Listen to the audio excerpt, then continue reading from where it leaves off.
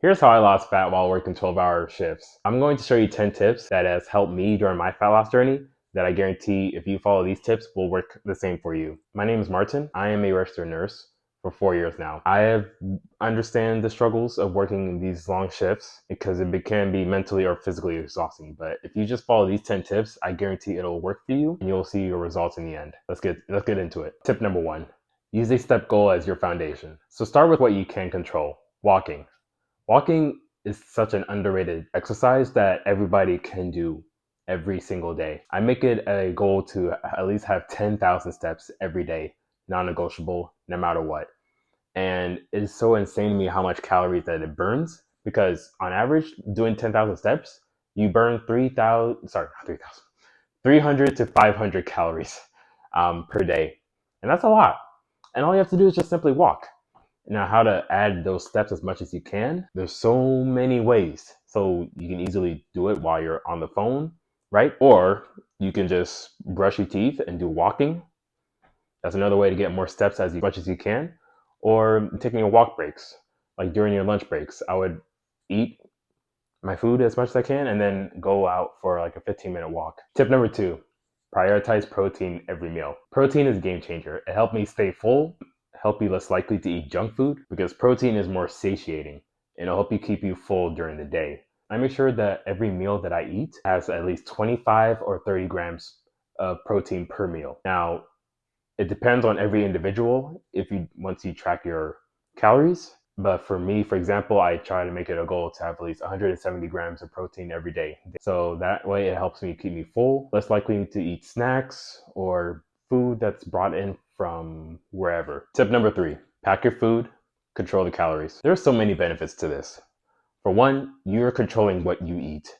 You know what you're putting in your body because this will help you achieve your results because there's going to be circumstances where things might mess up your fat loss journey. So say like for example you're going to work but you didn't plan your lunch.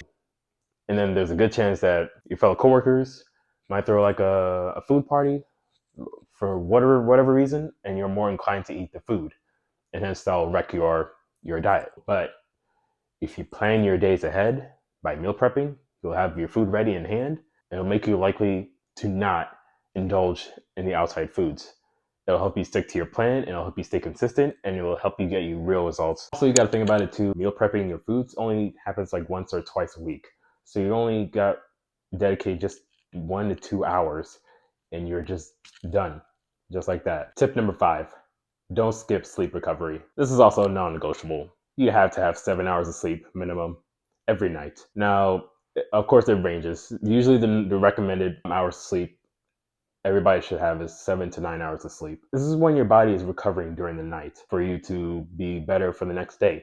Now, if you get less sleep, it'll mess up your hormones. When your hormones are messed up, it'll most likely increase your hunger, which will more likely make you crave for more junk foods later down the road. Now, if you're not getting adequate sleep, it's going to hinder your progress of your fat loss. That's a non-negotiable, so you have to get 7 hours of sleep. Tip number 6, track progress with a scale. Now, you have to track every single step that you do during this fat loss journey. So 2 things that you absolutely have to have with you: a weight scale and a food scale. So with the food scale, it's to help you track what you put inside your body because you want to be calculated and knowing how much protein, carbs, or fats that you're eating every day. You want to know exactly if you're hitting your target goals because by doing so, you'll be consistent and then you'll know that you're hitting your targets, which will help you aid your fat loss. And it's the same thing with the weight.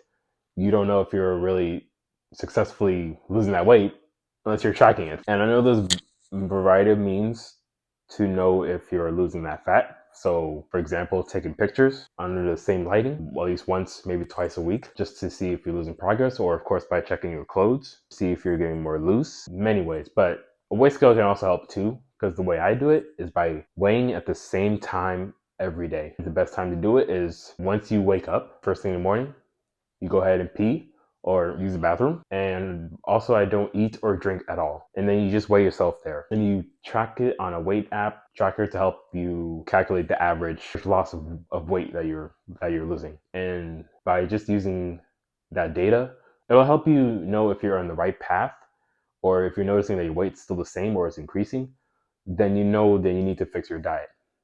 Hence the tracking with the food scale.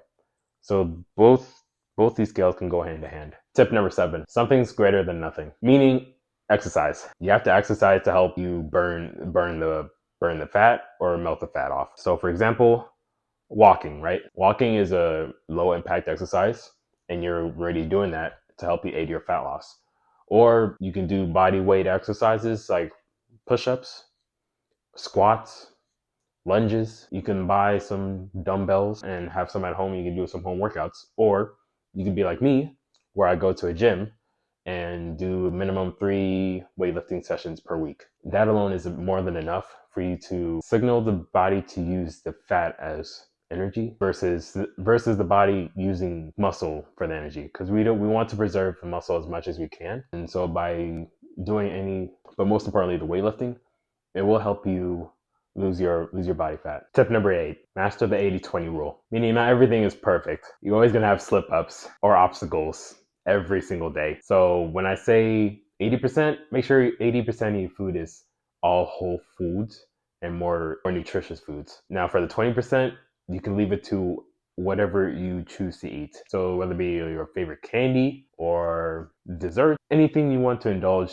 just have what you like. Because we don't want to restrict ourselves to the point where dieting is not fun. So we leave the 20 to be as a way to help continue your progress in order to lose your fat successfully. So try to be consistent, but also try to, instead of having like a regular Snickers bar, for example, maybe you can trade it for a healthier sweet snack like Greek yogurt, dark chocolate, right? Or cottage cheese, maybe drizzle some honey on it for that example. If you just follow that 80-20, by just following that rule, you will be less strict on yourself and just live life a little bit. Tip number 9, planning your caffeine strategically. I make this as a non-negotiable too.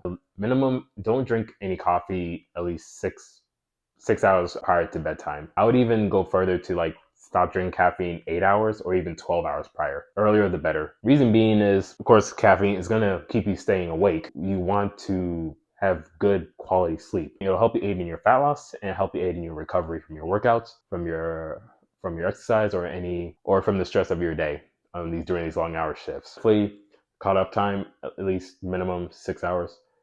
Longer, definitely for the better. And this is also for the night shift workers too as well. The cutoff for drinking your coffee may be at 2 a.m. in the morning or 12 a.m. in the morning. And for day shift, same thing, 12 p.m. or 2 p.m. That's roughly between those times is when you should stop drinking caffeine in order to help you guys sleep later on during the day. Tip number 10, build habits that survive chaos. I underestimate how huge habits are in a person. These habits make the person of who you are. So you want to slowly build these habits every day to the point that you know that it will help you succeed in whatever objective that you want to do in life. So meaning fat loss, right? So you want to like make it a habit of doing 10,000 steps daily. You want to make it a habit of hitting your target macros or your target calories. Hit that every day.